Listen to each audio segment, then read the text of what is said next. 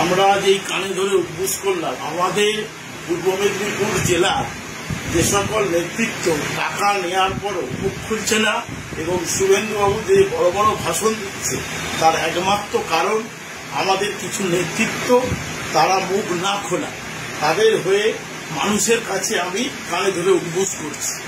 বক্তব্য হচ্ছে আমাদের লড়াই, গোটা পশ্চিমবাংলায় এই মুহূর্তে লড়াই শুভেন্দু অধিকারীর বিরুদ্ধে। বিজেপি থাকলেও শুভেন্দু অধিকারী নেতৃত্ব দিচ্ছে, তার বিরুদ্ধেই 2019-এর পর থেকে আমাদের পূর্ব মেদিনীপুরের লড়াই শুভেন্দুবাবুর বিরুদ্ধে।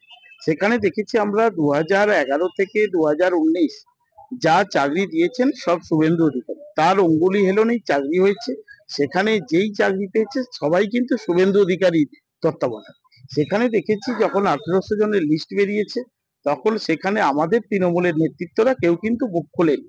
সেখানেই আমার প্রতিবাদ, যেখানে শুভেন্দুবাবুকে এই সময় সুন্দর ধরা যেত এবং যে দুর্নীতিটা করেছিল এবং উনি যে টাকা নিয়েছিলেন সেটা তৃণমূলের অনেক নেতৃত্বই জানে, কিন্তু তারা মুখ খুলছে না, তাই আমার প্রতিবাদ। তার প্রতিবাদ জানানোর জন্য আজকে আমরা এই হাসপাতাল মহল এলাকা মানুষের মধ্যে আমরা পৌঁছে দিতে চাই। উনি নাটক করছেন, জানে একটা ঢেউ আসছে, পাবলিকের মার ওনাদের পিঠে পড়বে এবং সেই থেকে বাঁচার জন্য উনি আগে থেকে নাটক শুরু করেছেন। ওনাদেরকে এখন রাস্তাঘাটে দেখতে পাবেন না, সন্ধ্যের পর ওনারা বেরোন না বাড়ি থেকে। যে কয়েকজন তৃণমূলের নেতারা বেরোন সব পুলিশের বডিগার্ড নিয়ে বেরোন। তো উনি নাটক করছেন ওইসব ব্যাপারে। ওনারা তো দুর্নীতিতে ওনারা একবারে খুবই সবাই বুঝতে পারছেন ওরা কিভাবে দুর্নীতিটা করেছেন চাকরির ক্ষেত্রে, এসএসসির ব্যাপারে।